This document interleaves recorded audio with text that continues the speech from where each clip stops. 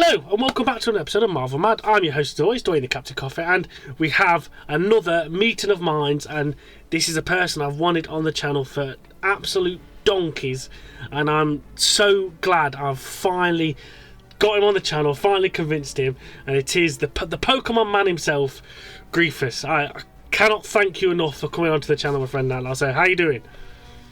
What's going on, dude? Hey, it's a pleasure to be here. Thank you for the invite. It is an honor. I think I was telling you, this is actually my first legit collab, and I'm glad that I was able to come on here and it be with a friend of mine, a real friend. So, you know, happy to be here. Thank you for the invite. No, the pleasure is all mine, my friend. Honestly, like I said, I would say I've become proper good friends with you now, and I class you as a true friend, and you've convinced me to do a lot of things for this channel here, Marvel Mad. So to have you finally on the channel, I can't thank you enough, and yeah, I'm really looking forward to like getting you some of these questions and seeing what you got to like answer for me, and just get chatting that lot, and and introduce you all to the inspiration where I've come from for some of the, especially the magic cards, the man himself and that lot. So we'll just get cracking on with the questions then now. So my first question for you now is, what is your channel all about, and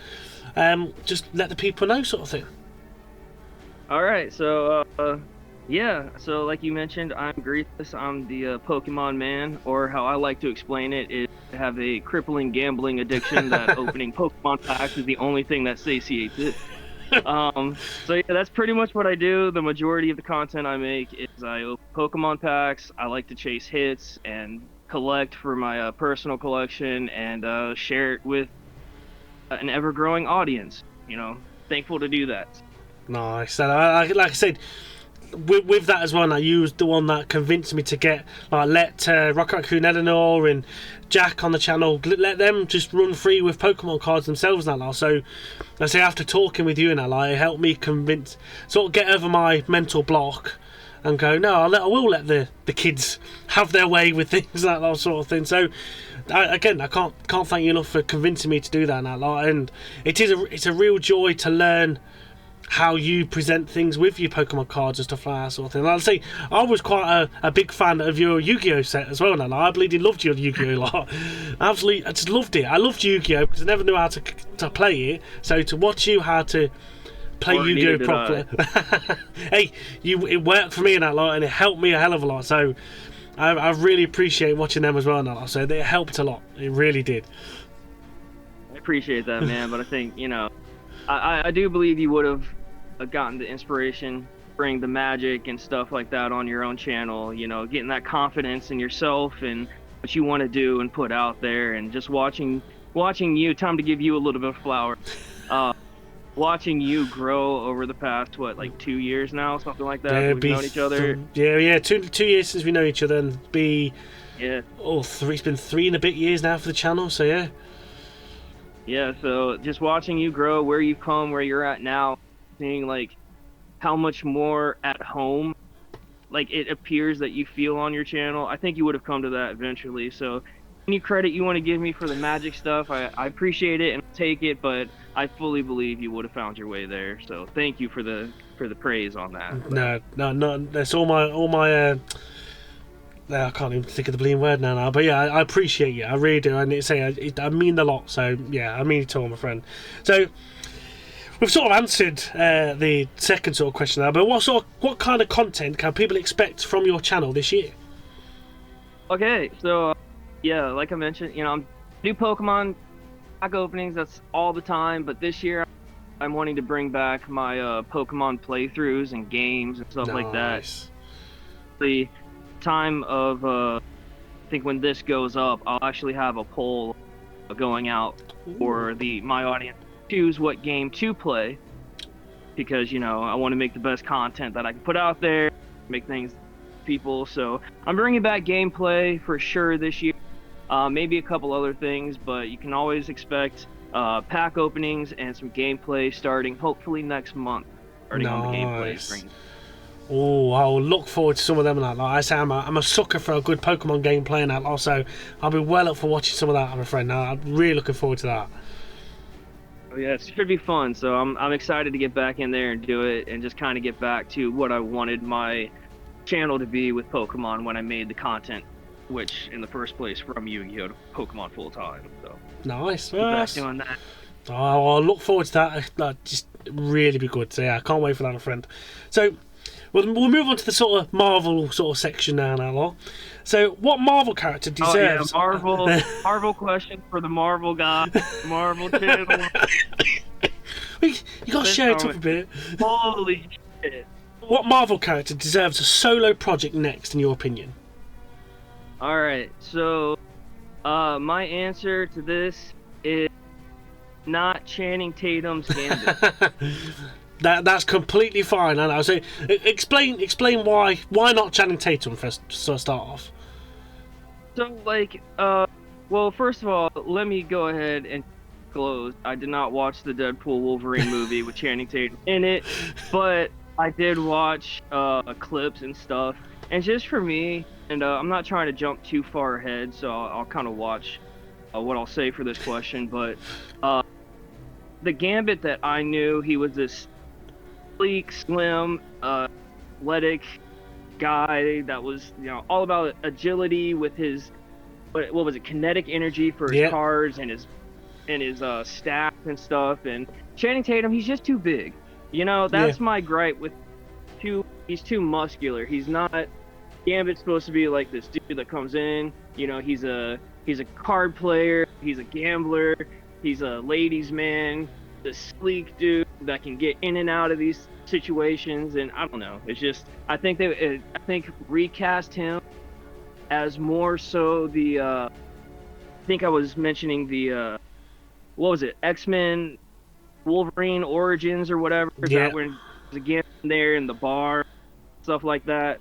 I think having that theme and setup in that scenario, not with Wolverine, but that story come up with that Gambit that way, that's more of I think would be a good Gambit movie.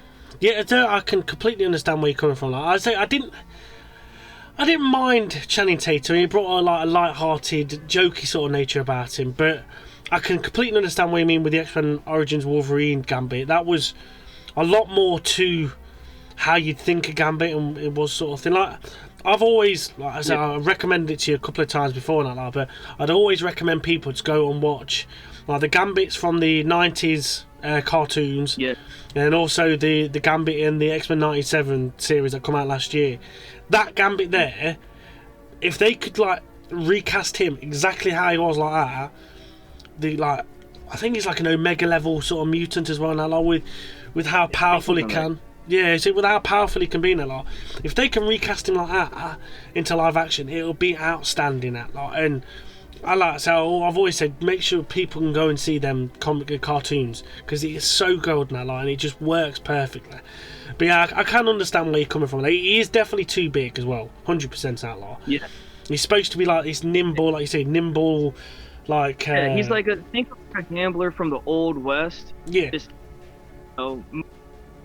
mix that with Mardi Gras, and that's what Gambit is. Yeah, pretty much that. You're not wrong at all, that. But that would work. But yeah, he is just a bit too beefy in that lot. But no, I can 100% get where you're coming from there, 100% that lot. So, who is your all-time favourite Marvel character and why? I think I might know what this one is. Okay, so this one, without getting too far ahead, is Gambit, man. Yeah, I grew up watching the 90s X-Men show. It came on Boomerang and stuff, so I would watch that. And Gambit was he was so cool, dude. He came on and he was just a badass that he gave no fucks. He did his thing, blew shit up, and then he left. It's just one of those things that you just in your mind as a kid, and you just grow up as yeah, that's a cool dude. Yeah, I like that. Yeah, so. Yeah, that's why. Yeah, no. I always thought the bow staff. The bow staff is actually from Ninja Turtles, because I love the bow staff. So just kid nostalgia mixed up, and it's just so Gambit. That's my dude. No, I say again. Second would be Cyclops. Though. Oh, second Cyclops. Yeah, I was thinking about it real hard. It would be Cyclops, because I had same nostalgia thing, because I went back and started looking at some the old '90s X-Men cartoon, and I was like, Cyclops was pretty badass too, and started having all these memories. So yes, probably or Cyclops, or we'll throw an honorable mention for Silver Surfer out there too. Oh yeah, Very yeah, that's it. Yeah, you're gonna say very mutiny sort of stuff like that. But no, I almost said Johnny Flame. Is that his name? The Johnny Blaze? Yeah, Johnny Blaze, that law. Yeah, because I loved him in the Fantastic Four movie that came out. Oh no, that's Johnny Storm. Johnny Storm. Johnny Storm, is that who it is? Yeah. Yeah. So like I was going back, I was looking, but I was like, I'll stick to what I know best. And I was like, I say again, I say one. You did surprise me there with Cyclops. Cyclops is not one that many people like warm to, sort of thing. Like, well, he was like the leader, right? Yeah. Like he was the dude. So he was like, he was in charge. So like I like the what is it? The orderliness of who the Cyclops character would be, and then the complete opposite of the wild card. Yeah. It's probably.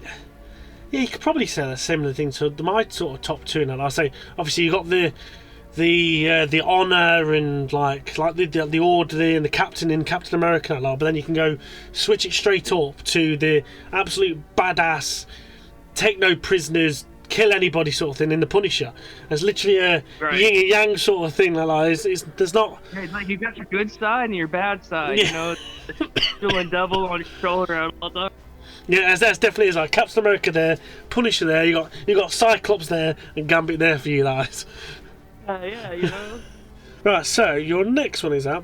What Marvel game do we need that hasn't been done yet?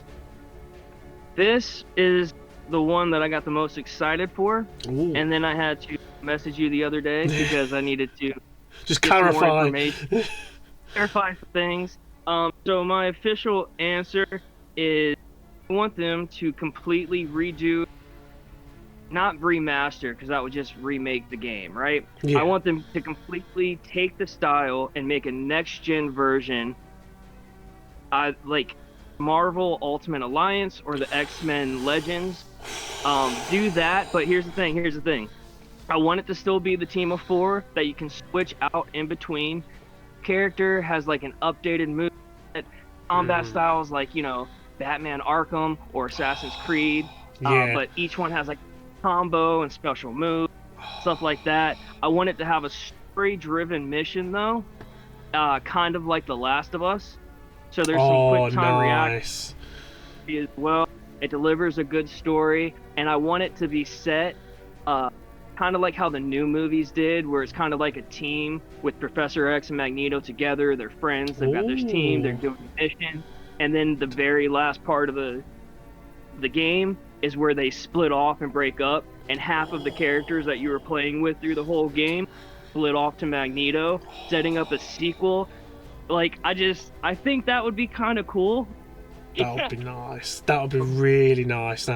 For me, that reminds me a lot like it's like basically the starting of the X-Men sort of thing, like where the mutants are basically first going out, and then they have like a major moment at the end where they fracture, and then that could be you're leading on to your next game sort of thing. That would be wicked. And that could set up too, is like, they split off on the end.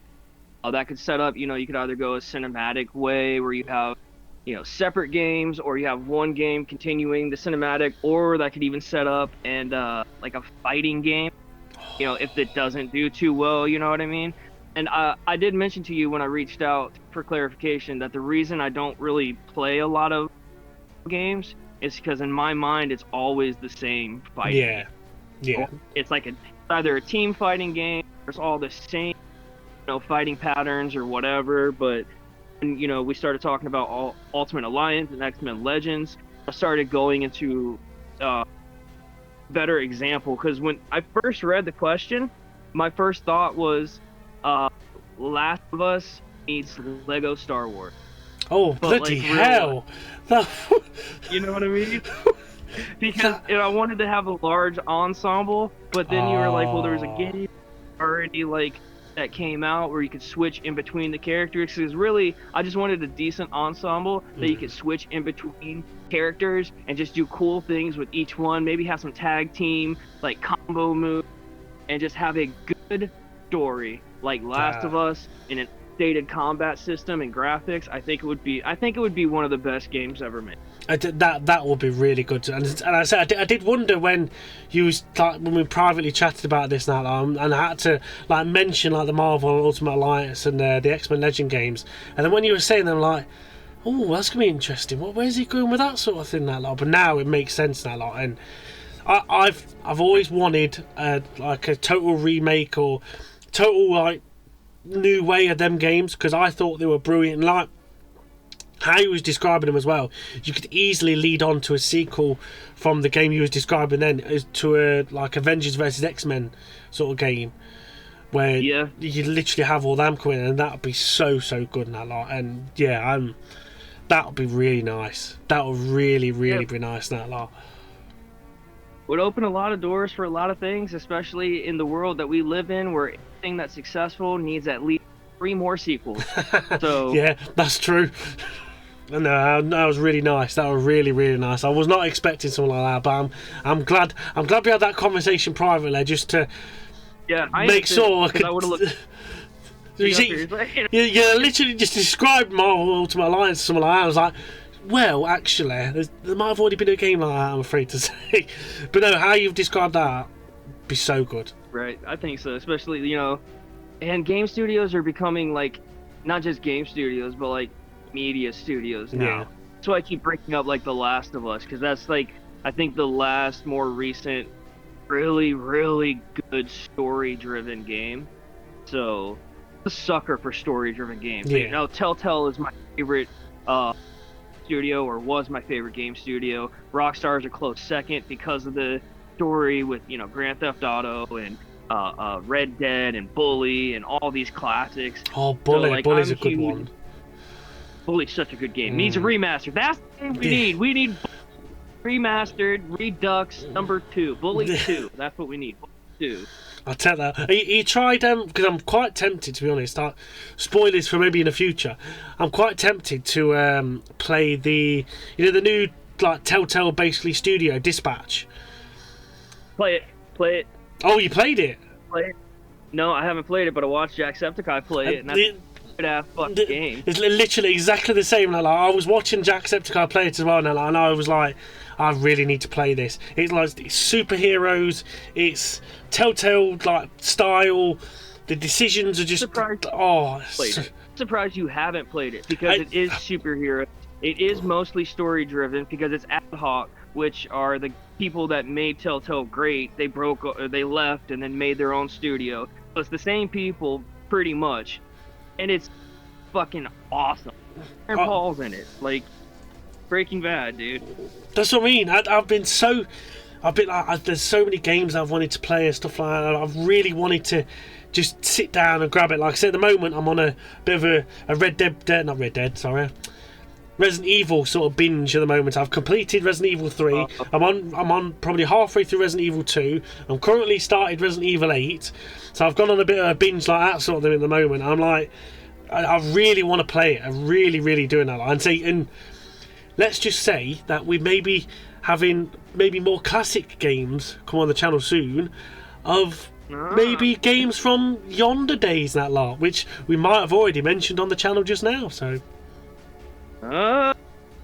spoiler teaser out there for watching. Exactly.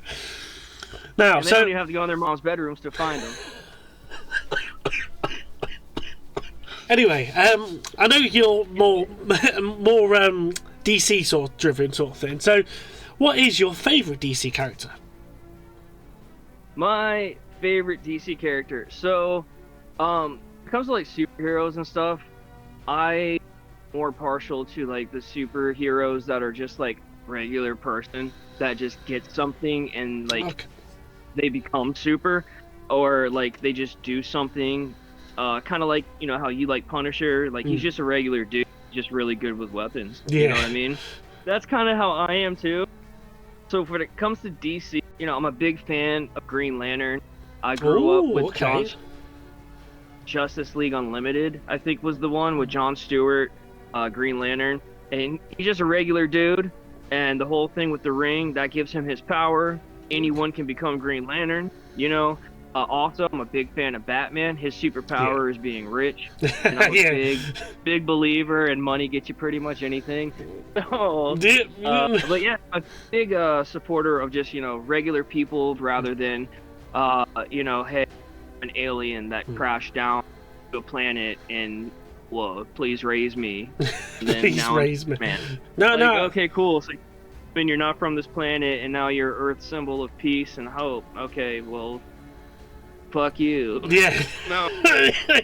Just jog on, son. Just jog on, because I can't stand you that long. Yeah, it's somebody that you don't really hear like people praise about him and stuff like that sort of thing. Like to me, I'm Batman. Yeah, I say I've always said on the channel, Batman's the only one I'll ever give credit for, because like his parents die on him and that, like he was basically sort of orphaned, but then he had to build everything back up and stuff, and like I said, money just gets you everything, so he just bought everything and he did what he wanted.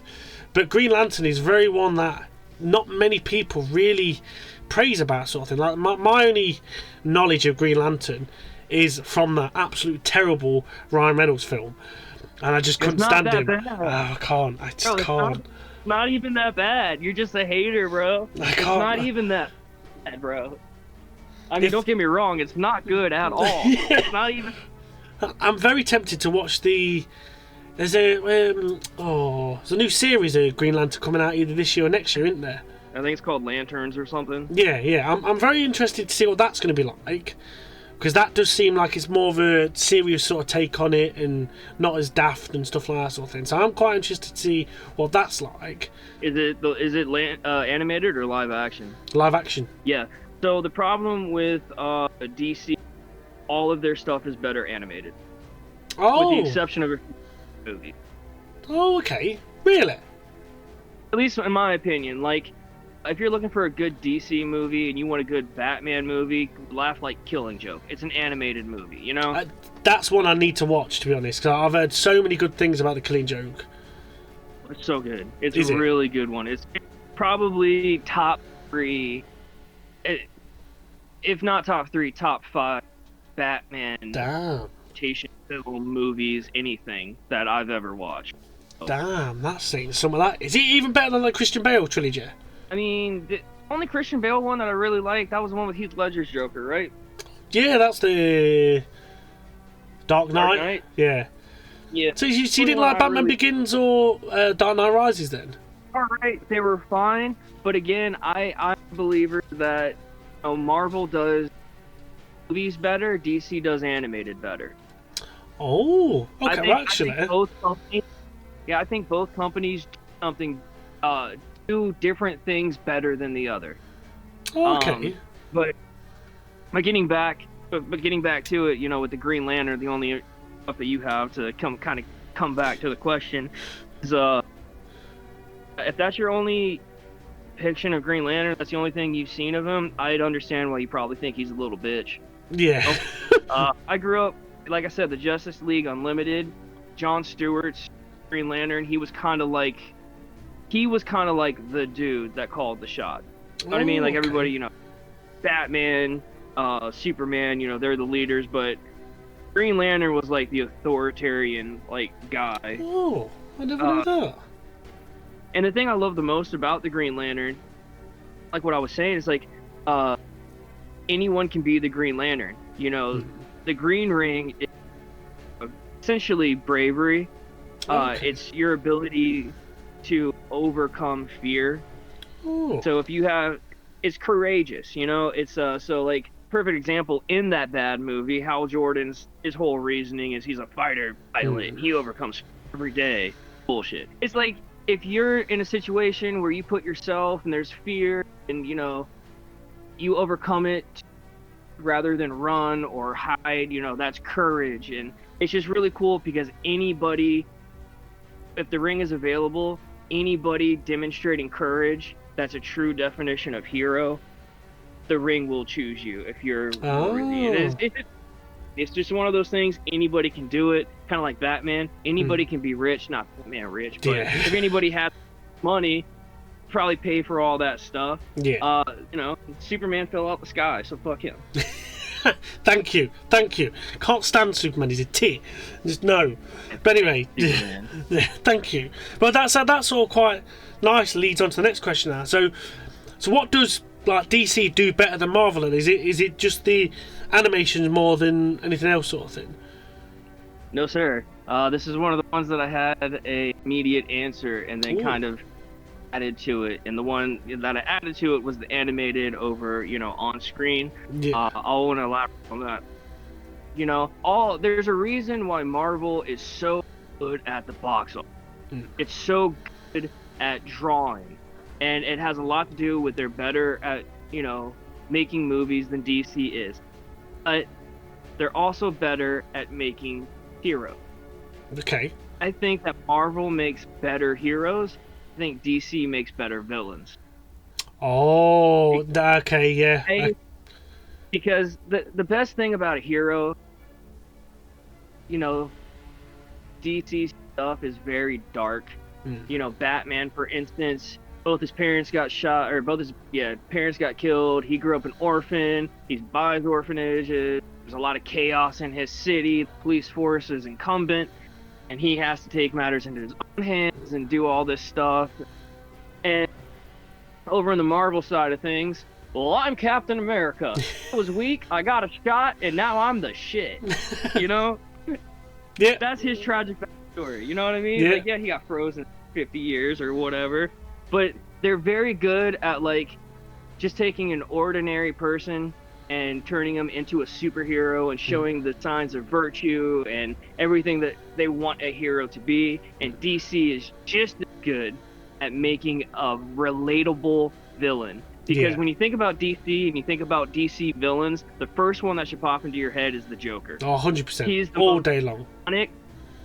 He's the most iconic. He's the most, if you had the face of DC, Joker's got to be on it, man. He's got to be one of them on it. Massive. And DC does a very good job of making the Joker relatable. If you ever watched the Batman animated series, or if you ever watched any of the animated movies from DC that have any Joker backstory, they give him tragic stories too, circumstances, and you can almost resonate with the character, and it drives that character. I don't know, man. It does something to me. It connects with me in a different way that Marvel villain just don't really do. Because I don't know, if I think about Marvel and I try to think about the big bad villains, Thanos, cool, he's a god from 17 galaxies away that's carrying the universe. How the hell am I going to relate to that? Oh no, he's a big bad alien. Ultron, he's a robot. And then I don't know, man. So I think that DC does villains and animated better, but Marvel does heroes. No, I completely understand you there. And I say, well, when you said the Joker and stuff, that my immediate thought goes, did you ever watch Joaquin Phoenix's Joker? Yes. I loved it. I took it. Absolutely loved that first one. The second one, pile of shit. Didn't watch it, don't want to. The second one? Pile of shit. Absolute terrible. No, I won't go near the bleeding barred pole.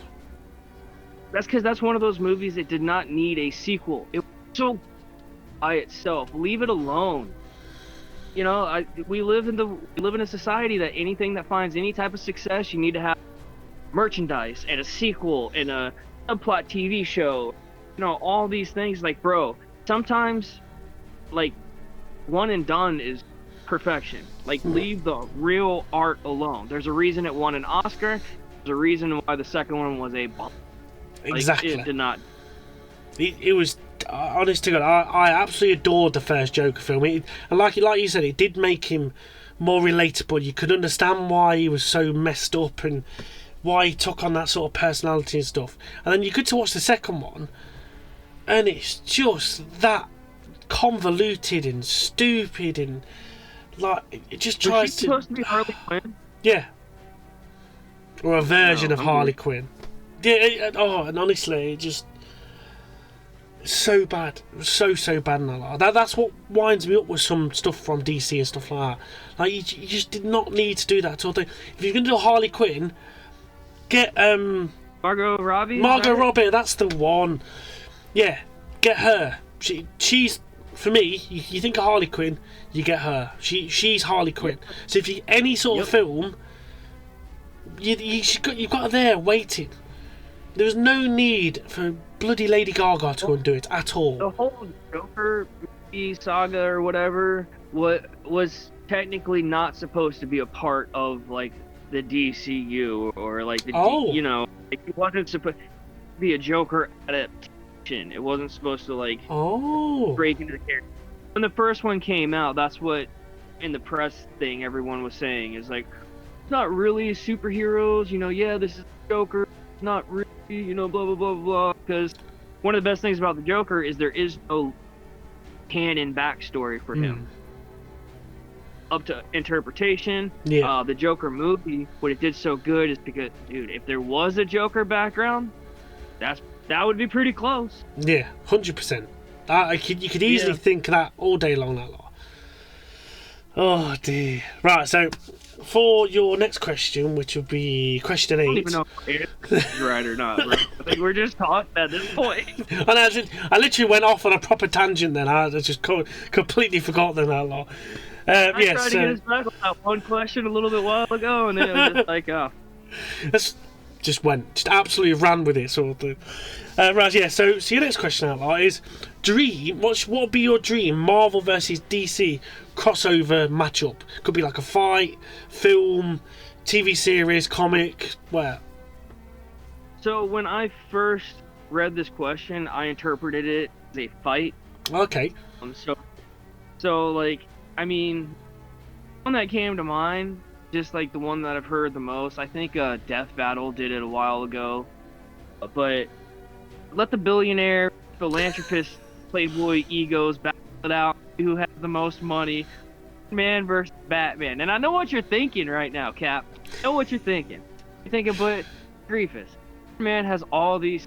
You can just, deploy and just come at Batman at one time, bomb his shelter. He makes bombs for a living. Tony Stark's this, right? Brother, Batman whooped Superman's ass, okay? And Superman, he's like, hey, in DC. That's a human with just a little week and had 2 days to think of a plan. Right? You think he's not gonna know about Tony Stark? Come on now. I can understand where you're coming from. I get it. I do get it. But still, it'd be a brilliant fight. It'll be a brilliant fight, but you'd have to have some. People, yeah. I'm literally going to say, if he had any EMP balls, yeah, Stark could be done.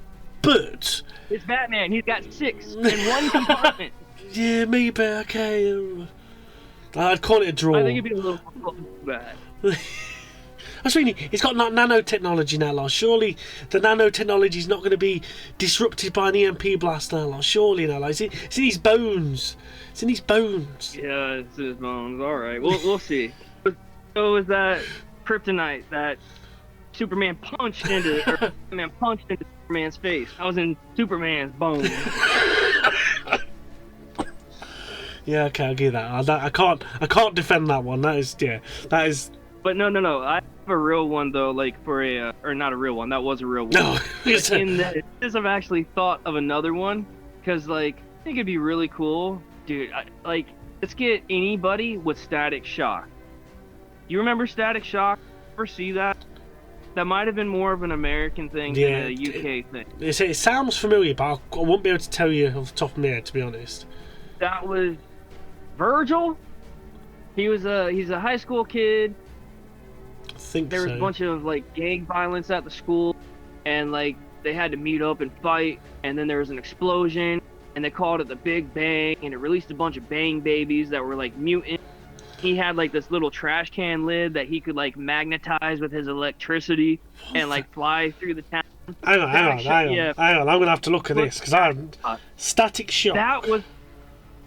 That was my show as a kid, bro. Shaquille O'Neal was on it at one point too. Animated series. Yeah, it's a TV show. It's an animated TV show.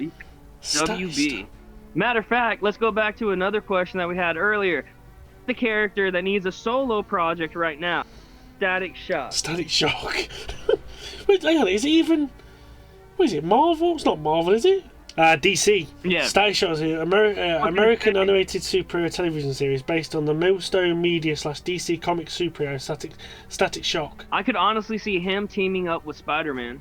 That would be a good crossover. That would be too But you bad don't to know who win. Static Shock is. I wouldn't even know Static Shock. Anybody out there, like American listeners or anything like that, if you can explain to me who the hell Static Shock is, yeah. Can you even get it in the UK? Explain it down in the comments. Yeah. How great Static Shock is. His guys had like Ricky Dicky and Sticky or something. I don't know. What the That weird ass shit. We had Cow and Chicken. And Ed. I wasn't allowed to watch Cow and Chicken. Oh, I loved Cow and Chicken. Bang Babies were so cool. They had they had one guy. It was very urban. So like they had Rubber Band Man. He was like a musician, rapper and shit. And that's how Shaquille O'Neal got on the show because he was like doing his music thing and like fight. Ooh, maybe. And like the back was a bully that caught on fire. It was such a good show, man. Check that out. I'll have to have a look because I can get it on Prime. Well, apparently, I can get it on Prime Video, so that might be my homework for next time. Apparently, all four seasons. Apparently, all 4 seasons. Apparently, on Prime Video, so might be my homework. Yeah, watch a couple episodes. First episode, and then come back to me and let me know if you would be a Bang Baby or not. All right, I'll let you know in that lot. So what was your first Pokemon game you ever played? All right, so the answer is Pokemon Blue. That's the okay. answer. Oh, Pokemon Yellow, I was. Okay, so we're getting there. So I played Pokemon Blue on my mom's Game Boy, and then that makes me feel so old. You should, bro. Jesus it's my mom's. Wept. And then play that, and she got me that specifically because like we would take road trips, and to get me to shut up, I would always play like I think it was Kirby. She had a Kirby game on there or something. But she bought me Pokemon, and I played it, and I played the hell out of it. I was always asking her for it and always wanting to play it, running through batteries left and right. She got tired of giving it to me. So that summer, because I got it for my birthday. So that summer, she bought me a Game Boy Color, a refurbished one. Was the Pikachu Game Boy Color. The yellow one. Pokemon. The what? It was a whole yellow case, wasn't it? With Pikachu on the back, I think, on the side or something like that. Yeah, it had something the front too, like a red cheeks or something. Oh yeah, because it was on the sides, wasn't it? Like, oh, now I'm showing me age. Jesus wept. I had to play it like Ash Ketchum. Like, I got my Pikachu, and he hated me. My second Pokemon, it had to be a Caterpie. My third Pokemon, it had to be a Pidgeotto. And they evolved my Caterpie, and then I played the entire game like that until I got bored and just played through. But I'm to find out, this happened. So I got I got blue in the beginning of the year. I got yellow with the Game Boy in the middle of the year for summer, like a summer break, whatever. Yeah. And then that year for Christmas, thinking back on it now, you get older, you think back of how things really were. I think the reason I got all that stuff is because that year for Christmas, my grandparents bought me a brand new Game Boy Advance with Sapphire. And yeah, but like I think my mom did like, okay, well I know because the game had announced it was going to be available for Christmas, shit like that. And I'm pretty sure my mom had gotten me that because like, well, I want him to get the other shit first before the new game comes out. So that's nice. Yeah, and then I played Pokemon Sapphire for like 2 or 3 years, and then Yu-Gi-Oh! I think took over my life, and then I stepped away. Yeah, and then I stepped away. I played Sapphire hard, and then I watched the first episode of Yu-Gi-Oh! And it was like Pokemon didn't even exist anymore. Like I was on board Yu-Gi-Oh! Hard as fuck, dude. Like my Pokemon games went in the corner, my Game Boy went in the corner, my Pokemon cards went in the corner. We got the Yu-Gi-Oh! Games, the Yu-Gi-Oh! card. We're decorating with some Yu-Gi-Oh! Posters on the room. You know what I mean? Nice. Well, to be honest, to me, obviously, I went with instead of went Sapphire, I went Soul Silver. I did. Okay. And then it was Ruby, and then you went Soul Silver. Yeah, Soul or just Silver. Regular Silver. No, Soul Silver. I'm sure when Soul Soul Silver. Silver, that's the first game you played? No. It's Pokemon Yellow. Oh, okay. It was yellow and then blue, because I weren't bothered about thinking that lot. And then I swear it was Soul Silver. I know it was Lugia. I know that was the one that was the main thing. But I can't remember if it was just Silver or Soul Silver. I'm sure it was Soul Silver. And then I went to Silver Ruby. Was because I forgot, because I did play Silver and Gold as well. Silver and Gold came out after Gen 1, and then it was Sapphire and Ruby and all them. And then Soul Silver and Heart Gold was the remakes. That was later on down the line, weren't it? Yeah, that was it. Yeah, so it must have been Silver. Yeah, so yellow, blue, silver. Then there was another one. Then I just lost all count of it, and then come back later on with black and white. Or it could have been Crystal. Was it Crystal you said? Yeah, Crystal had a Suicune on the front of it. You're saying you're saying one's after the first two generations. I wouldn't have a clue. It might have been Crystal, dog. It might not have been. I wouldn't have a clue. But no, yeah, I love them games. I say I really want to try, because I'm trying to pinch it off my sister's Switch. I want to try that open world. Is it Arceus? The Legends Arceus? Yeah, I want to try that, because I want to try and see what it's like, just open world Pokemon. So there was Legends Arceus. Sword and Shield was before that. It's pretty much it's all pretty much open world. But if you're looking like that, Legends Arceus was like that. They just released Legends ZA, which is essentially the second game in the Legends series for Pokemon. So it's just like Arceus, but it's well, not just like. It's back in time again, but you're in a city versus like town, like a rural town. Arceus, so different games in there. I've played them. They look awesome, though. They look very cool. Well, that's what I mean. It just, the whole concept of it all, just wandering around and literally, there's no like start battles. You literally just throw yours out and it just goes off and attacks it and stuff like that. The whole sort of concept of it all just fascinates me. So I really want to try and have a look at them, to be honest. It does look good. Yeah, you like that free aim style that's there now, right? Yeah. It's like with around all letting them. Yeah. It's like with Final Fantasy as well now. I couldn't stand the original Final Fantasy 7, but the new Final Fantasy. No, that's not the one. That's Violet or Girl. It's not that one. I don't want to try that one. No. Violet. Yeah. I mean, it's open world, but it's not how you're describing it. Yeah. That's Legend. Yeah, it is Legends. Yeah. Yeah, it's like with the Final Fantasy 7 remake, because they literally can just run around and just kick the crap out of everybody in that law. And it weren't the stop and turn based crap and stuff like that from the old Final Fantasy 7. I just preferred it better. Just running around, do what we want, get on with this sort of thing. I can't be doing with turn based. Not now, anyway. I don't know. Probably with Pokemon might be different, but I just like the open world of it and just having to mess around and stuff like that sort of thing. This might be me. It might be weird, but. No. There's nothing wrong with that. Yeah. That's what a lot of people who really like Legends Arceus and Legends ZA. That's one of the things that they say is, the turn-based, which all the Pokemon is pretty much turn-based. Yeah.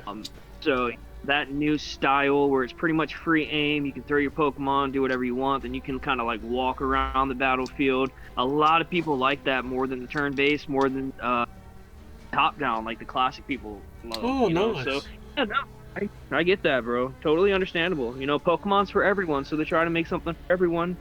What anyone would like, Well, that makes sense. That's one of the good things I do like about Pokemon. They have so much AP, dude. Like, there's over 1,000 Pokemon. Every single Pokemon is somebody's favorite. You know what I mean? Like, every single Pokemon is somebody's favorite. They got games, cards, anime. They got so much IP that you can be a fan of one thing and not even know something about another thing. And, Pokemon's so massive. It's awesome. You probably did just blow my mind then. I didn't realise there's over 1,000 Pokemon now. Yep, and they just announced there's been leaks for the next Gen 10 next year.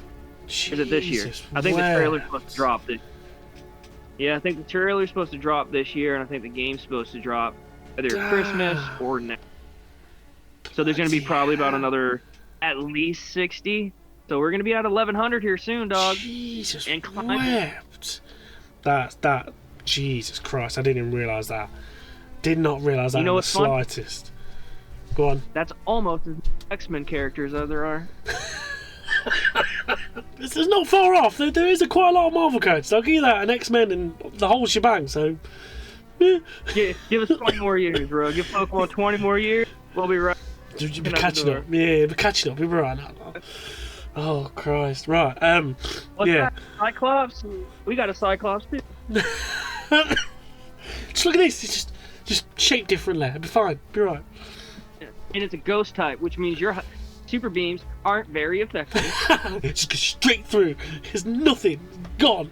So right. So we've got about all the Pokemon now. So what would be your favourite Pokemon of all time then? Ah, man, if I had to, no idea. Pokemon that would probably be in my profile picture, and I would talk about it's Dragonite. Dragonite. That's a good. I'm trying to figure out how to. It's Dragonite. Yeah, it's just blatantly. It used to be like a mix between, not a mix, but it used to be a constant battle of Dragonite or Gengar. But Gengar. Yeah, dude, Gengar's are strong too. He's very close. If Dragonite ever fucks up, Gengar's in charge. You know what I mean? Nice. That's how close. Okay. So it's definitely those two. When I think about favorite Pokemon, I automatically exclude like legends. Yeah. And I try to exclude starters too, because everyone's got a favorite starter, everyone's got a favorite legend. But when it comes to Pokemon, number 3. And you might not know this one because it is a later Gen Mon. Okay. It's Dragapult. We'll now have a clue. It is a ghost dragon type. I don't know if you can tell the theme because Gengar's ghost and Dragonite is a dragon type. And now my favorite dragon ghost. Didn't even twig. Yeah.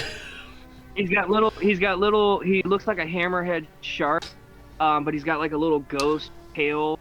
He's got like 2 arms and 2 little leggy things. And he's got his pre-evolution is Dreepy, and he's got 2 of them like on the side of his head that he's supposed to shoot out like torpedoes. Ooh. I just like him because of the typing, and he's cool, and he's super fast, and hits hard, dog. Oh damn! But now we're talking legend. My favorite legend is Giratina. Know who that is? No. He looks like a centipede when he gets pissed off. Looks like a centipede. See, I've kept up with Pokemon a little bit, I told you I haven't played past Gen 3, but dude, I still watch a lot of Pokemon content. Yeah. Mostly Pokemon Battle. I watch a lot of Pokemon Battle. I just think the competitive battling is so cool, dude. So I've kept up with Pokemon throughout the years that way. So, yeah. Well, I see, I can give you just the 2 ones that I always adored are Gyarados and Lugia. They're my 2. They're basic as anything. I just love them 2 and that. They're mine. Those are solid dudes, man. Gyarados is actually, if I'm remembering this correctly, Magikarp and Gyarados are the only Pokemon that you can get across every single Pokemon game. Shit, really? Fit. Not sure about Legends Arceus and ZA, but any main title, I think you can get that. And Gyarados can carry your entire team through most of the game. So Gyarados is freaking awesome. I've always known Gyarados is just like a massive powerhouse anyway now. Like, he literally can he can take that much hits, but then just deal out that much damage. Like, Dragon Breath is one of his main attacks in that lot. Yep, he gets Dragon Breath. Oh, it's so good. Right. This was one that you did again message me privately about, and we had a chat about it and that lot. But this was one that you struggled with a bit. This one was that. So, what franchise would you like to see in Magic the Gathering? Right. So yes, I did struggle because I think when I messaged you about this, I was like, I don't really know shit about Magic. Like, I watch a little bit. Like, I watch what you put out, then I watch like a couple like little things every once in a while, but when it comes to like actual Magic, I don't really know. So I had to ask you through a couple ideas with you, like some ideas that I had, collaborations, because they do layer stuff all the time. And my thought, because when this has its own TCG set, but it was like really hard to get, like it wasn't very good, other cards or whatever, but I think that if they brought it to Magic, I think it would be pretty sick, and I think it would also don't know, maybe hopefully please a lot of Magic fans. But my answer is Dragon Ball / Dragon Ball Z. Imagine having like super rare Goku, having like, you know, the Dragon Balls as like artifacts or something. Frieza, Piccolo, Cell, Super Cell, Majin Buu. Yes, all those guys in there, just different artworks, and then like giving some credit to Magic. I think Magic the Gathering has the best card artwork out of any TCG. Oh, really? I do. Yes. Damn. But so initially got me into collecting cards. There's a guy in our apartment complex that used to like watch me, like during the days or whatever. Me and my friend and shit. Like he had a dog and shit. We played outside and he was whatever. But he would move out. He moved out, handed me like a stack of like old Magic cards that he didn't. Ooh. And like that ignited my first passion for like Magic cards, collecting cards. So like Magic artwork, I've always said, you know, the reason I left Pokemon and went to Yu-Gi-Oh cards is because of the card art. Yeah, okay, I like yeah. the Yu-Gi-Oh card arts more than Pokemon card arts, but now Pokemon does like full arts and stuff. So now like I'm back on the Pokemon bandwagon. Like Magic, the Avatar set that just came out, arts for that, but Dragon Ball Z, I think it would be freaking fire. I think those booster boxes would be selling for like $500. Oh, massively now, all day long. Especially the collectible ones as well. Now, like when you mentioned about Dragon Ball Z and that, like, I was going through so many different things. I mean, like I said, the artifacts could be the Dragon Balls itself. You can have vehicles, so like some of the spaceships could be vehicles for yourself. The Nimbus Cloud could be another vehicle in that lot. Like Nimbus, the flying Nimbus. Yes. That's what I mean. You can literally you can have the flying Nimbus and it gives your character flying, or like gives you another +1/+1 then flying and stuff like that sort of thing. Like when we was talking about it, you could have is it Frieza? Was it Frieza or was it Trunks? One of them had like a big ass sword, didn't it? I think it was Trunks, weren't it? Yeah, you could have his sword. He'd have his sword as an artifact. When they're going Super Saiyan, you could have different versions of transforming cards for them to go Super Saiyan and stuff like that. Yeah. Which, honestly, like you could have like the different forms of Majin Buu. You could have the different forms of Cell. Like them cards could be transformed as well. Now, like there'd be so much you could. So many things you could do for Magic with Dragon Ball Z and Dragon Ball itself. It'd be just amazing. Like you could have, because like in Magic as well, you can sometimes get two different cards, and then when you have them two different cards, they actually connect together to make like a bigger card, and that like does a lot more like things when it's like connected and stuff like that. What about when what's the names? Is it Gohan and not Trunks Jr.? The two kids do the Goten and Gotenks. That's it. Goten and Tanks, or yeah. No. Yeah, Goten and Trunks. Yeah, they made Gotenk. Yeah. You can literally have that. Together. Or even Gogeta with Goku and Vegeta. Yeah.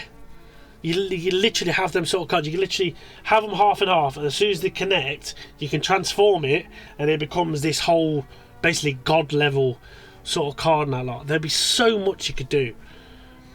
Imagine if you did that, but it's you know when you get the Dragon Balls and you summon Shenron, it's just nine cards for Shenron. Have 9 cards in play, and it's just Shenron. And if you get all 9 cards in play, like you can make a wish, and your wish is like, well, I win the game. Yeah, well, there's what was it? Because I just got beat by it the other day. That's a bit of an exaggeration. No.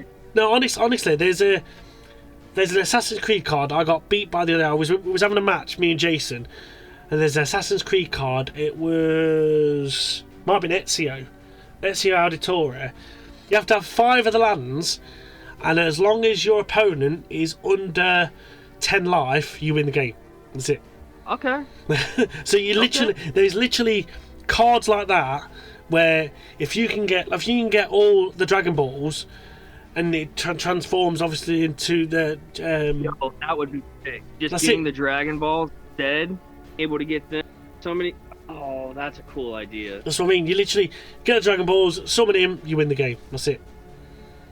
Now here's the thing: since you're the Magic guy, think that they would execute this properly, or do you think it'd be just like cash grab, kind of like the Fallout was? For me, I think they could do it really properly. To be honest, that lot, like the Fallout ones, I think they would. I do think they would now, especially with a franchise like this. Like I never thought in a million years they was going to do like a Spider-Man set, but look how well that did.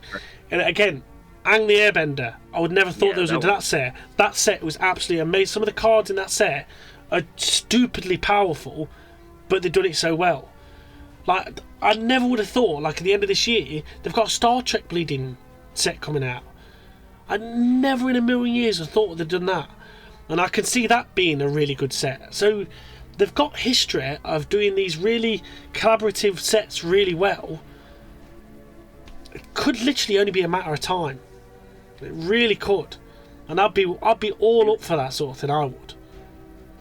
It's probably one of those things that's very possible too, because they just did Avatar: The Last Airbender, which is gonna. Have they done any other like anime things in the past? Not really. Not for a full set that I know of. Like they've done Dungeons and Dragons. They've done what else they did? They did Monster Hunter, but that was a Secret Layers one. They've done they've done Sonic, but that was another Secret Layers one. They did a Marvel one that was mainly Secret Layers, but obviously that led on to the new Marvel series coming out this year. So they've not done really any. Oh, they've done Final Fantasy as well. Final Fantasy was really good, and I love that. They did that really well. But I say it's more games that lot, so they've not really done anything animated like that apart from The Last Airbender. Right. So the popularity with the Avatar set, because isn't Avatar the blue boxes, aren't they still like $300, $400, $500 to get? Still several $100s, right? It's been out for a couple months now, or a few weeks now. They say it's been out since, I want to say, either November, December time. They've been out since then, and they've only just brought out the more in-house sort of story cards last week, I think it was. So theoretically, normally when they bring out the new set of like their in-house ones, the other cards normally get cheaper. Like the booster packs normally get cheaper, the collector boxes normally get cheaper. But at the moment, because of how well that has done, to my recollection anyway, I've always gone into like plenty of the game shops in town and stuff like that. With how well they've done, they've got hardly any of them left, and they're selling ridiculously well. So I can still easily see them carrying on, going higher and higher and higher, to be honest. And I mean, when things sell and they sell expensive, I mean, that opens the door for more things. And as popular as it would not surprise me, they probably won't do it just because of how popular One Piece is, and they already have a very successful TV. But having like a One Piece crossover, I could see them doing that. I could see them doing it for Naruto. I could see them doing it for Dragon Ball. Like now that they've brought it in with Avatar, there's a lot of cash grabs right there. That as long as they do the sets right and do the characters right, like they did with Avatar, I mean, I could see it definitely being potential. Well, yeah, exactly. So I'm just literally gonna have a look now because I'm sure. I thought they might have done Naruto as well, but I'm not just too sure. So have they done any animated series? It wouldn't surprise me. Naruto, when it was at its peak, was probably just as big as One Piece. It's just that's what I thought. No, so that's more going on about the Marvel ones at the moment. Yeah. Oh, there's talks about a Magic the Gathering series going up on Netflix, animated. What would they do? God knows. That'd be more in-house sort of characters. That'd be. Are there not? There's 25,000 Magic cards. Yeah. Pick one series of it. What? Yeah. What? Sorry. But that'll be going on more about the Planewalkers. So that'll be like Nicobolas and Lilith and Jade and stuff like that sort of things. That'll be mainly, I'm presuming, fixating them more on them than like the added extras and stuff like that sort of thing. Aren't Planeswalkers? Aren't they just people? They are, but they're like. How can I explain it? They're like leaders, sort of thing. So they're very like figureheads sort of thing. They're like mainly, when you think of a colour, you mainly think of them sort of figureheads. So Nicobolas is basically like the head of all colours.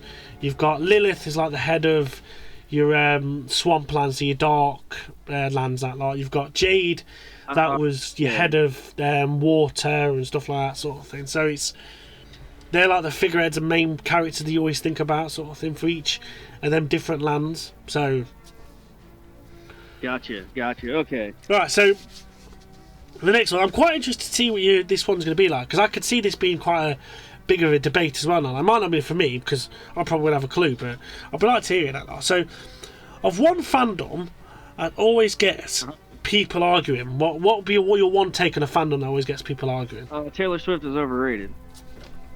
Yeah, that's fine by me. I don't take that all day long. Can't stand Taylor Swift now a lot. It was not bothering me in the slightest. All you Swifties can sod off out the comment section now. Alright, that's the video. Let's wrap. Okay. Yeah, that'll do. Yeah, come on. Yeah, I'm not a fan. Not a fan of the slightest now. I can totally understand that. So I don't mind you going 2-footed on her all day long. That's fine. I mean, I'm gonna save my comments. Camera. I've already told you my comments. Yeah. Well, we'll move on to the last question then, Nala. Obviously, that or was not a joke. It's up for you to. But this one was one of the ones that really got me like thinking, because like dude, there's so much crap, especially like fandom, like the Pokemon fandom. Like this past year and almost a half, there's just been so much different crap, bro. So like, if somebody shows interest in your hobby, whether it's Marvel or Magic or Pokemon or whatever, someone shows interest in your hobby, that's not your opportunity to gatekeep it. Yeah. Because like, there's something going on in the Pokemon community right now, something that's viral about like people who like Pokemon and call themselves Pokemon fans, but they don't watch the anime. Now you have like the purists attacking them because they're calling them tourists. Like, bro, it's like, shut, dude. You are the biggest inhibitor of your fandom having success or remaining stagnant. It is 100% on the fan base. And if you're one of these people that wants to get online and just nitpick every little thing and dictate every little thing, you're the one that should probably find a different fandom, because you're a cancer and you need to be cut out. Yeah, no, I can completely understand that, to be honest, man. This is what I've always said about Marvel as well. I read the comics, but if people don't read the comics that lot and just want to watch the TV shows or just want to watch the films and stuff, so be it. Imagine telling a 12-year-old kid that he's not a fan of Marvel because he's never read a Marvel comic. Exactly. The last 12 years of life, Marvel has dominated the box office. Exactly. That's the same argument going on right now. Sorry, I didn't mean to cut you off. No. Really, like, But yeah, go ahead. No, it's exactly. I know exactly what you mean now. I've never been one for having that sort of thing, and for me, I've always felt it as if they're not read a comic or not read watched a film or a series and stuff like that, I feel like for me that is like, well, let me suggest stuff to watch, like a series or like a section of comics that you could start off with and then build up from there, sort of thing, or like a film to start from, or like that. And I've always felt I never wanted to attack people that like them certain things that I've always wanted to encourage them and then try and get them to widen their horizons that lot. And if they don't like it, then they don't like it that lot. That's each to their own that lot, sort of thing. So I've never ever been one to dictate or stab and shout at them, sort of thing. It's just not my thing, and it really does piss me off as well when I see Marvel fans do that sort of thing. And it's just lay off it, Christ's sake. Similar to wrestling as well. Now, I know a slag off and have a go at AEW and stuff like that sort of thing. But if you like AEW, then watch AEW. Then if you like New Japan, watch New Japan. If you like WWE, watch WWE. That lot. You're only watching the same sort of art form. That lot. Yeah, watch what you like, enjoy what you enjoy, collect what you collect, man. Like, all these people that are nitpicking and being jerks and dicks like this is like, oh, you probably have one friend, and it's probably your mother. You know, it's like there's a reason that you're being so miserable, and it's like doing any good for this hobby that you claim that you love. And it's more so like I haven't seen it so much in the Marvel space, like people just attacking each other for shit. Yeah. Just because I think there is a more like rational understanding of, hey, you know, Marvel's been super popular, dominating the box office for 10, 15 years. Like, there's a lot of people that are going to be Marvel fans that have only watched the TV shows or have only watched the movies. They might not have seen the animated shit, but the IPs are so massive, you don't have to consume everything. But it's once you get to the more niche fandoms, like, fuck it, I'll throw Yu-Gi-Oh! Under the bus because they hated me for a year and a half when I was making Yu-Gi-Oh! But, damn, dude, like, when I first started making Yu-Gi-Oh! Content, like, I knew I wasn't that good. I never played Yu-Gi-Oh! Competitively. From the time, like, I had collected the last card until I started collecting the cards again, it was like a 10-year gap, maybe even 15-year gap. Like, it was a big chunk of a lot of knowledge I was missing. I was just trying to make videos, fun videos, and every single new commenter was somebody telling me that this is shit, you're a horrible person, get the fuck out of here, kill yourself. Like, dude, shut the fuck up. Like, and you know, I'm reading this shit every single day, and like, I'm trying to do this game, I'm trying to have this learning curve, and I'm trying to, you know, relaunch my nostalgia love, and you know what, congratulations. You became one of these people in your hobby that would not be here in 5 years because you fucking assholes never once showed me an ounce of grace, hospitality, or humanity. Y'all gate kept it, and now you bitch all the fucking time when your game does something you don't like, and whatever, bro, keep it, you know?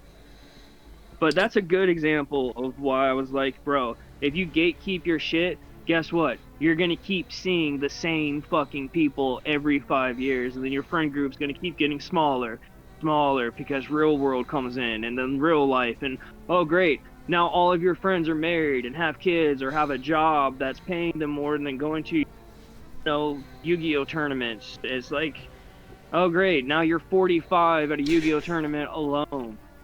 Like, bro, take a shower. Like, yeah, okay, yeah.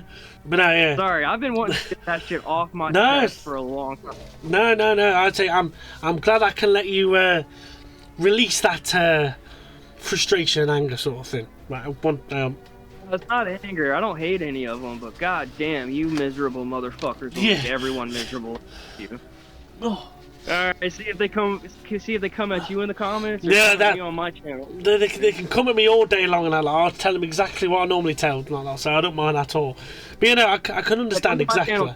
Give me some engagement. So yeah, just come over here, Ali. You want to give me some shit? Give me some shit. I'll be fine. I'll be alright. Well, big enough, brave enough to carry it. Right. Okay. Well, on to a final question then. Is what is something you're hyped up for this year? It doesn't have to be Marvel or DC. It's just literally anything at all you're hyped up for. I'll keep it in the Marvel universe. The new Avengers movie. Oh, Doomsday. Yes. I think so. I'm one of these people that, bro, I was in there, I was watching all the Marvel films. I think the only ones I didn't watch was the second Thor. Oh, Dark World, yeah, that was terrible. So yeah, you didn't miss out there. That's the only one I didn't watch. Yeah, I watched all the other ones. I was with it.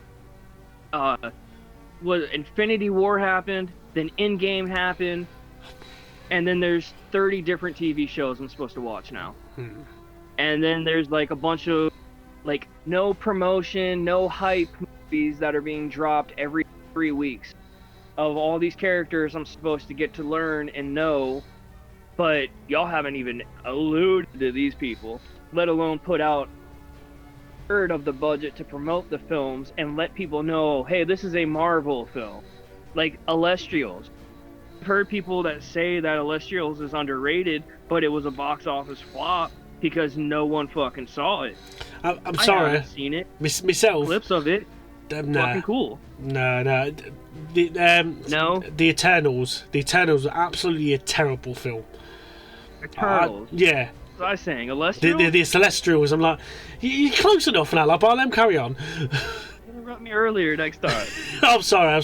I can't. I'm too polite for that. I can't interrupt somebody. I can't. Yeah, the Eternals was terrible. Like, I was expecting big things. Like Angelina Jolie. You had what's his name that played Jon Snow. Like, all these big actors, and I was like, oh yeah, it's gonna be brilliant. Now, like, at the end of it, Blade's gonna come and stuff like that. And then actually sitting down and watching it, it was pretty much like a load of characters that's supposed to be like Bleeding Superman and the Flash and stuff like that sort of thing. It was like Marvel's take on the Justice League, and it just did not work at all in that lot. But I will. Oh, that was. Yeah, but I will give you credit for saying, like, they don't hype up enough. Like, for me, they should have hyped up Wonder Man that's just come out this week. Like, for me, well, when this is coming out, when this is coming out, it was last week, but Wonder Man's just come out this last Wednesday, and it's probably one of the best Marvel series they've ever done. Now, right. I didn't even know about that last time we spoke. I didn't even know that show was coming out. That's what I mean. They put so much hype into, like, they put out when Wonder Man first come out as well, and they dropped all 8 episodes. They first come out, and then on the same day, they bring out the first trailer for Daredevil season 2. They don't let it sit and breathe. Yeah, they don't at all in that lot. There's like, right, Wonder Man's out, let's get Daredevil season 2 trailer out there. And I was like, no. You're right, that's them releasing stuff so fucking much. It is. It really is that lot. Like, I appreciate what they did with the teasers for Doomsday.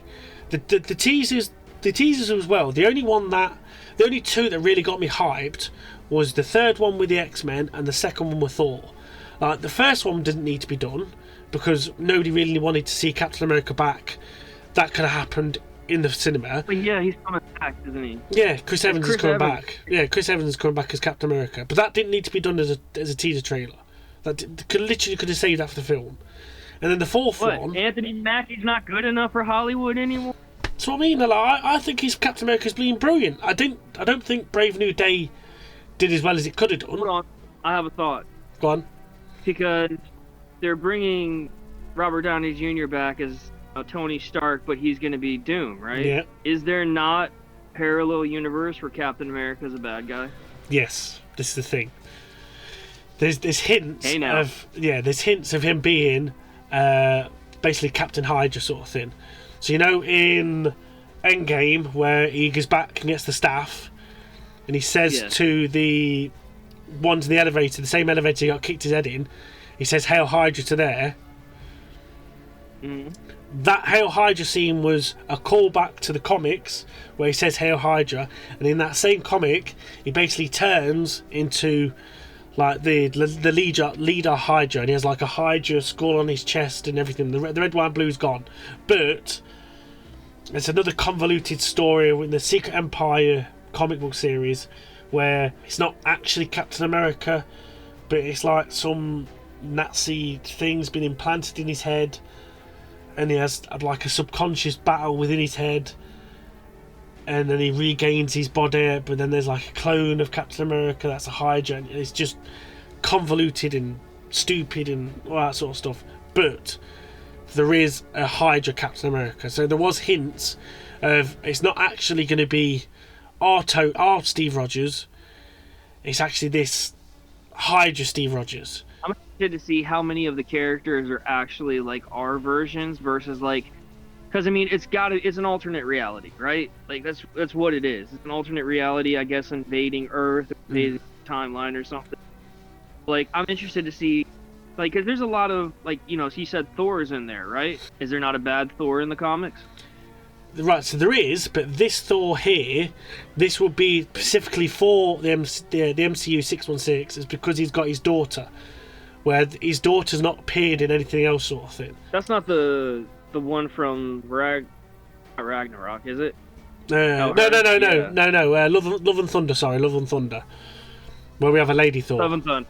Yeah, Love and Thunder. Yeah, so that's that same daughter, that lot. So that is continually I don't the think 616. the decision for a bad guy anyway. At least not in this Holly. No, I won't say. I think what, again, rumours and stuff like that sort of thing. This is going to be Chris Hemsworth's last 2 Thor films, and then like after this, Secret Wars and that lot. Say again, sorry. Is Doomsday a 2-part? Sort of, yes and no. So you got Avengers Doomsday, and then next year is going to be Avengers Secret Wars, where basically the part of the same saga in the comics, but in the comics they're both basically called Secret Wars.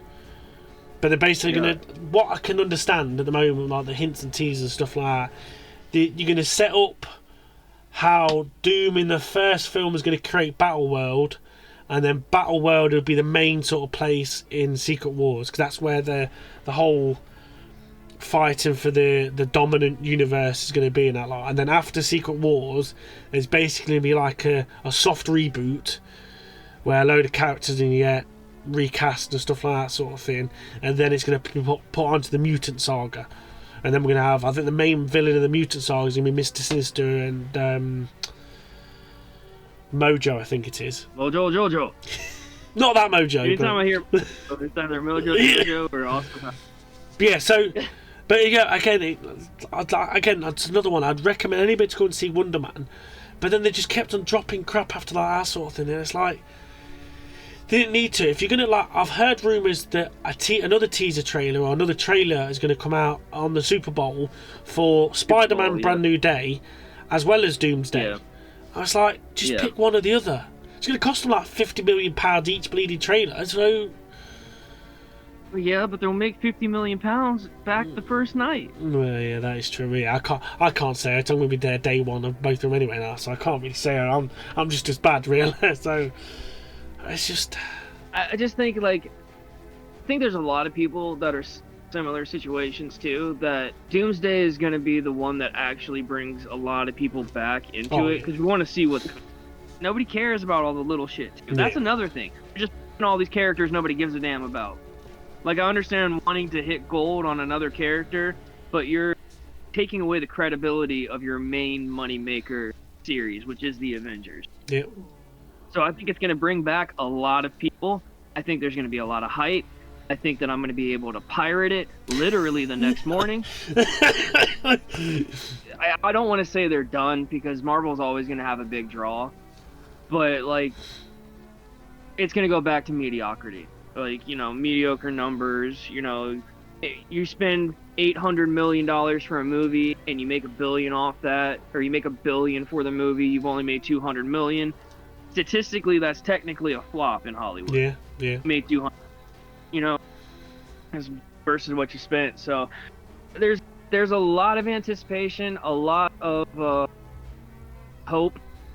Yeah. A lot of expectation, dude, because, like, bringing back Robert Downey Jr. was already super controversial, because he is Tony Stark, he is Iron Man, so having him come in and play a main villain, we're going to see how that plays out. I think there's going to be some disappointed people that he's not going to have a... If you bring him back for a villain, he has to be the villain.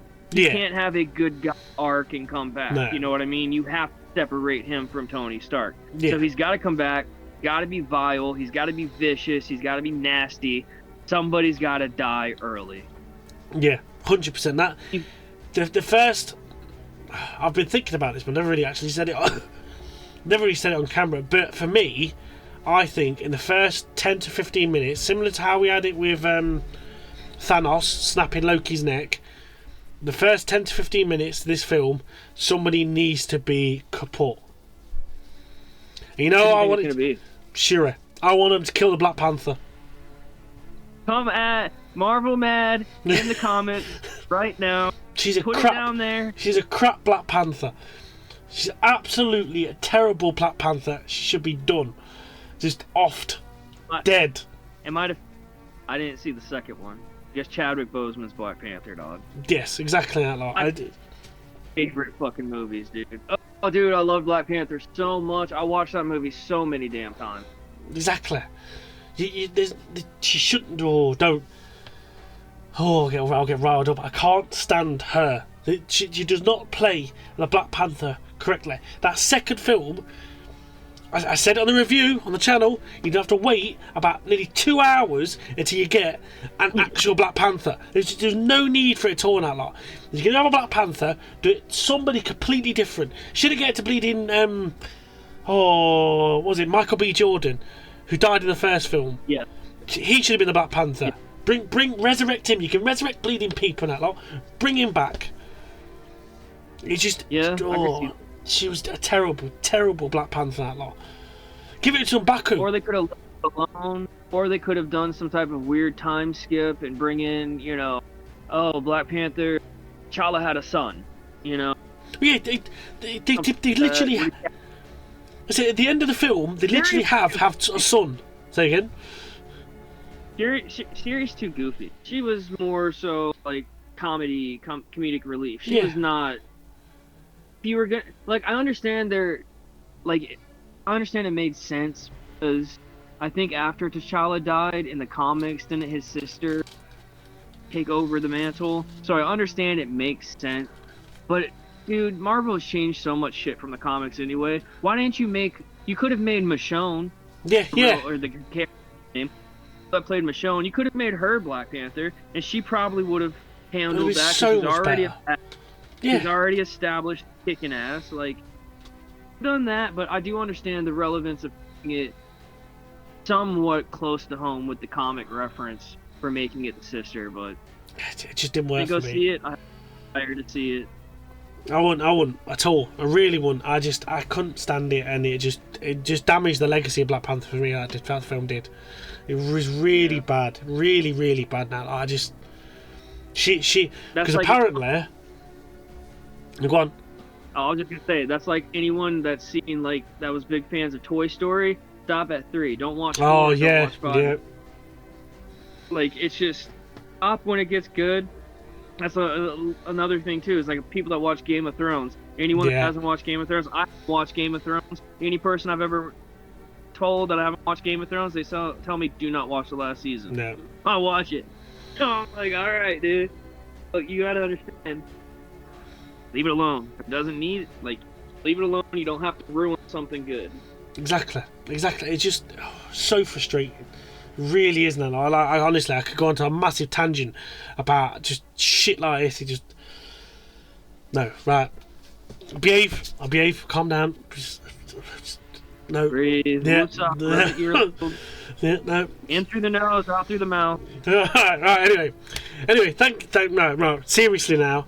I do appreciate you coming on the channel, and I've really enjoyed the chat, and there's some amazing answers you brought out there, and thank you very much again for all the inspiration for the magic cards and some great ideas about the Dragon Ball Z as well. So I really do appreciate you coming on the channel. I think this is going to be the longest talking heads one we've had at all on the channel, but that's fine. I don't mind that at all. And just Greefus, thank you very much. I do appreciate it, and I hope you've enjoyed your time here. No problem, man. Thanks for having me again. It's been fun chit-chatting and bullshitting, and hopefully it was entertaining, and I didn't just look like a complete idiot for however long this video will be, because I feel like sorry. It's going to be a long one. I'll put a hint out now. It's going to be a long one, and Shane's got a lot of editing to do. I've been here since 10. It is now 3 in the morning. Kill me! So... Hey, when it comes to Greefus, it's always a long one, you know what I'm saying?